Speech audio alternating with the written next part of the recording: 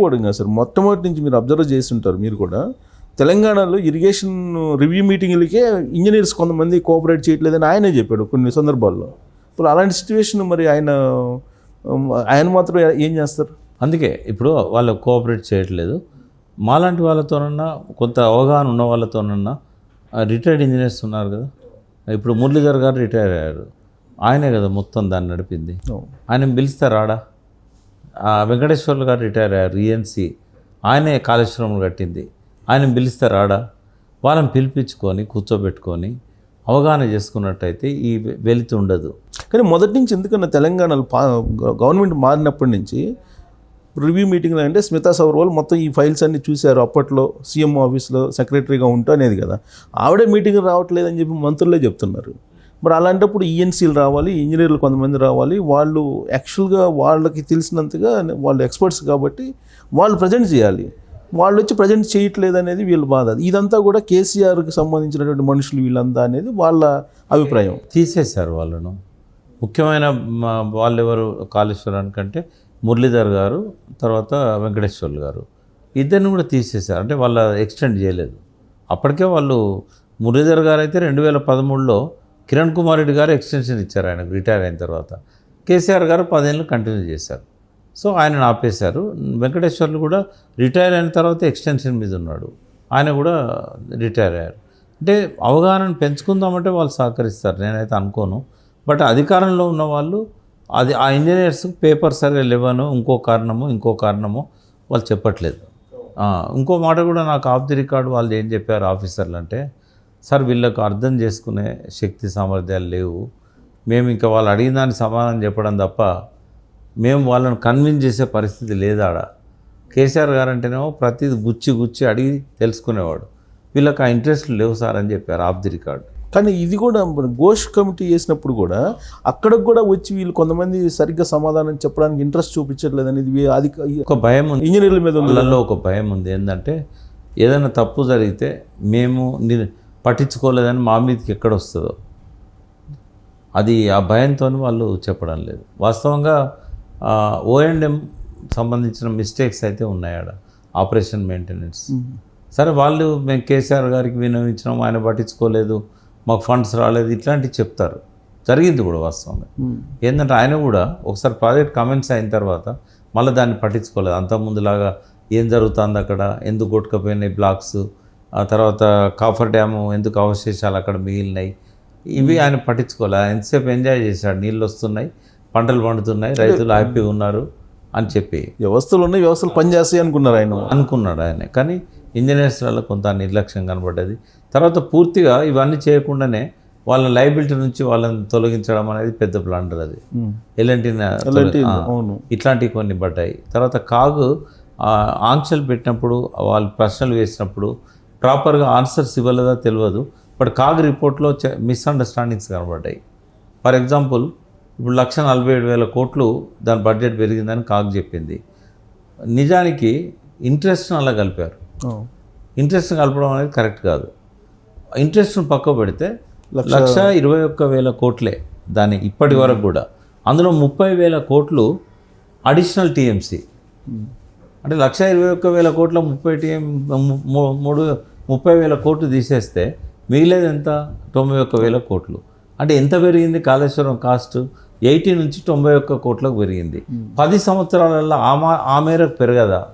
రెండవది ఆనాడు ఉన్నట్టు ఇప్పుడు లేదు కదా. ఆనాడు 14 టీఎంసీలే స్టోరేజ్, ఇప్పుడు 140 టీఎంసీలు. పనులు కూడా అయిపోయినాయి, టన్నెల్స్ పెరిగినాయి, పవర్ హౌజులు పెరిగినాయి, పంప్ హౌజులు పెరిగినాయి, లిఫ్ట్లు పెరిగినాయి, ఆ లిఫ్ట్ చేసే యంత్రాలు పెరిగినాయి, మోటార్స్. తర్వాత బాహుబలి పంపులు వచ్చినాయి, 3 బ్యారేజ్లు అదనంగా వచ్చినాయి, 3 పంపింగ్ స్టేషన్లు అదనంగా వచ్చినాయి. ఇవన్నీ పరిగణలోకి తీసుకున్నప్పుడు 11,000 కోట్లు 80,000 కోట్ల నుంచి 91,000 కోట్లకు పెరుగుతుంది. ఆశ్చర్యం ఏమున్నది? అంతకుముందు 36,000 కోట్లు ఉన్నప్పుడు కేవలం 16 లక్షల ఎకరాలే అనుకున్నారు. కానీ ఇవన్నీ పెరగడం వల్ల 80,000 కోట్లకు ప్రాజెక్ట్ రిపోర్ట్ రెడీ అయింది. అది 16లో అయింది ప్రాజెక్ట్ రిపోర్టు. 16 నుంచి 24కి 8 సంవత్సరాల్లో కాస్ట్ పెరగదా? నేనేమంటున్నా అంటే ఇదే కాంగ్రెస్ పరిపాలన అయ్యి ఉంటే 2 లక్షల కోట్ల అయ్యేదా బడ్జెట్. చాలా దిక్కుల కేసీఆర్ గారు అదనపు వృధా అయ్యేదాన్ని తగ్గించారు. ముంపు గురి కాకుండా చాలా ప్రాంతాలను గోదావరి లెవెల్ వరకే నీళ్ళు నిల్వ చేసేటట్టు ఇంజనీర్ల రిపోర్ట్లో నిన్న ఉత్తమ్ కుమార్ రెడ్డి గారు ఒక అవగాహన లేకనో లేకుంటే ఎందుకో ఒక తప్పు చెప్పాడు. ఇంజనీర్లు మేడిగడ్డను వద్దన్నారు అని ఆయన రిపోర్ట్ కూడా చూపెట్టాడు. అవును, ఫస్ట్ నుంచి కాంగ్రెస్ వాళ్ళు అదే చెప్తున్నారు. అయితే మీరు నేను ఉత్తమ్ కుమార్ రెడ్డి ప్రెస్కు చూపెట్టిండు, అది ఇట్లా బట్టి చూపెట్టాడు. అక్కడ ఎర్ర అక్షరాలలో ఉన్నదాన్ని మీరు హైలైట్ చేసి చూడండి, నేను మాట్లాడుతున్నప్పుడు కూడా మీరు చూపెట్టండి. అందులో ఏమన్నారంటే వీళ్ళకి ఇచ్చిన అసైన్మెంటు మేడిగడ్డనా తుమ్మిడిగట్ట అని కాదు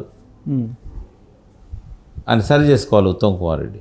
వాళ్ళకి ఇచ్చిన అసైన్మెంటు మేడిగడ్డ నుంచి మిడ్ మానేరుకి నేరుగా నీళ్లు తీసుకుపోవడానికి సొరంగ మార్గమా లిఫ్టా ఏదో మీరు సూచించండి అని ఇచ్చారు.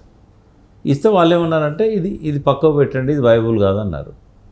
ఓకే, వాళ్ళు అన్నది ఏది వైబుల్ కాదని మిడ్ మానేరుకు మేడిగడ్డ నుంచి నీళ్ళని తీసుకుపోవడం సాధ్యం కాదు, వైబుల్ కాదు. ఎందుకంటే భూపాలపల్లి బొగ్గన్లు ఉన్నాయి, తాడిచెర్ల ఓపెన్ కాస్ట్ ఉంది, గోదావరికని సింగరేణి గన్లు ఉన్నాయి, మీరు ఎటు పక్క నుంచి కూడా తీసుకుపోలేరు అన్నారు.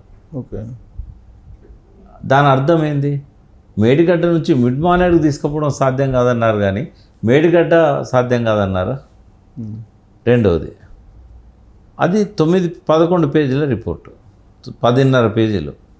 10.5 పేజీల్లో 3 దిక్కుల 3 స్పష్టమైన పేరాలు ఉన్నాయి. అందులో మేడిగడ్డ నిర్మించండి, 3 దిక్కుల రిపోర్ట్స్. అదే రిపోర్ట్లో మేడిగడ్డ నిర్మించండి అని రిటైర్డ్ ఇంజనీర్ చెప్పారు. మీకు పంపిస్తా కావాలంటే. అందులో 105 మీటర్ల వరకు నిర్మించండి అన్నారు. ఇది 100 మీటర్లే.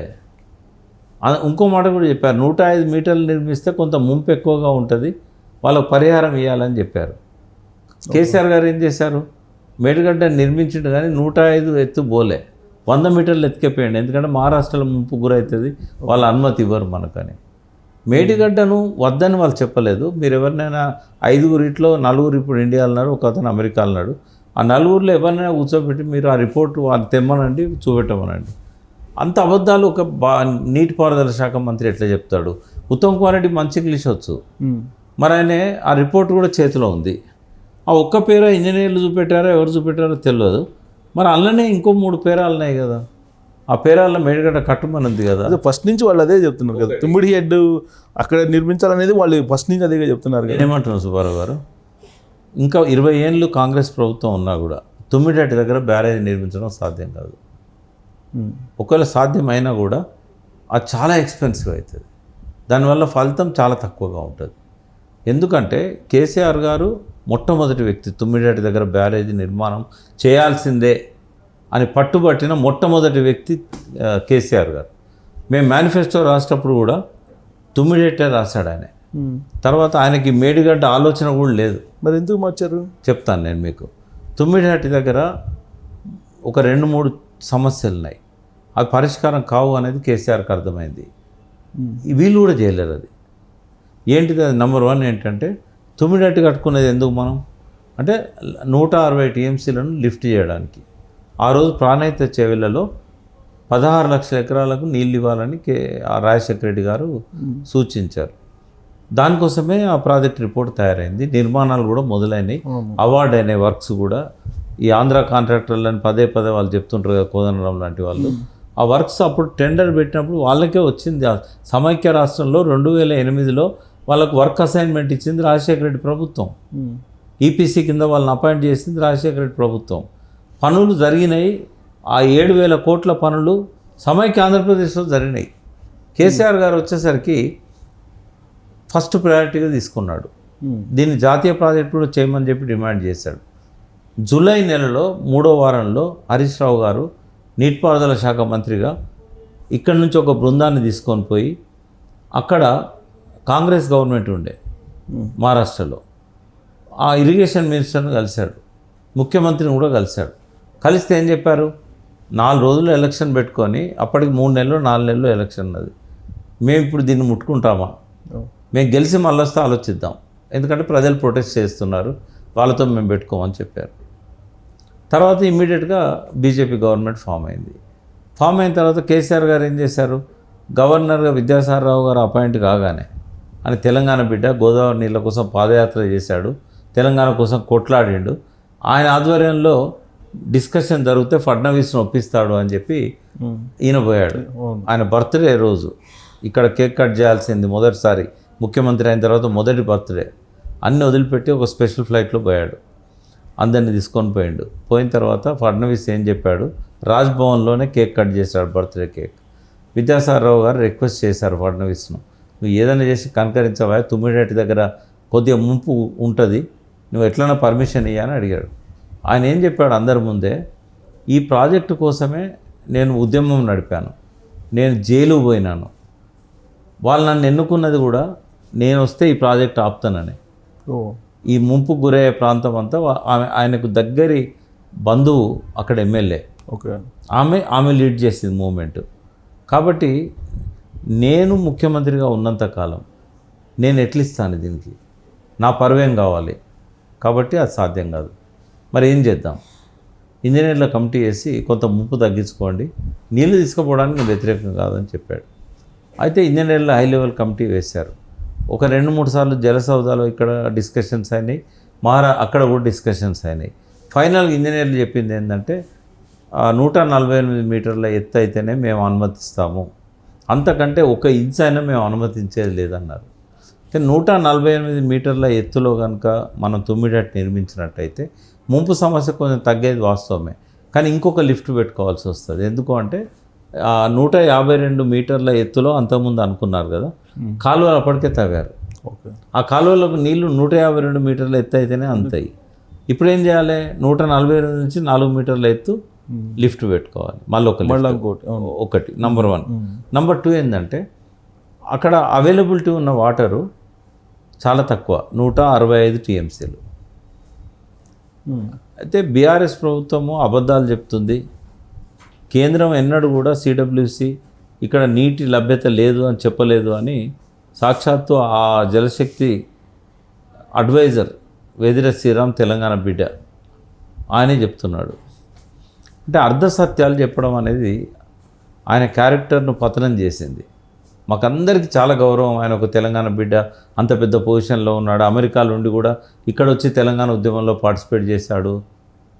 ఆయన ఎప్పుడైతే ఈ మాటలు చెప్పాడో ఆయన పేపర్కి ఇచ్చిన ఆ కాపీ కూడా అందులోనే కనబడుతుంది. 165 టీఎంసీలు అవైలబిలిటీ ఉంది, 63 టీఎంసీలు ఎగువ రాష్ట్రాల వాటా ఇందులో ఉంది అని. ఓకే, ఇప్పుడైతే వాళ్ళు ప్రాజెక్టులు కట్టుకోలేదు, 63 టీఎంసీలు ఇప్పుడు అవైలబుల్ ఉంది. బట్ రేపటి రోజు ప్రాజెక్టులు కట్టుకున్న తర్వాత, కాబట్టి నీటి లభ్యత విషయంలో ప్రజలకు అర్థం కావాల్సింది ఏంటి అంటే సిడబ్ల్యూసి నీళ్లు లేవని చెప్పలేదు, కానీ ఆ నీళ్ళల్లో 63 టీఎంసీలు ఎగువ రాష్ట్రాల వాటా ఉందని చెప్పింది.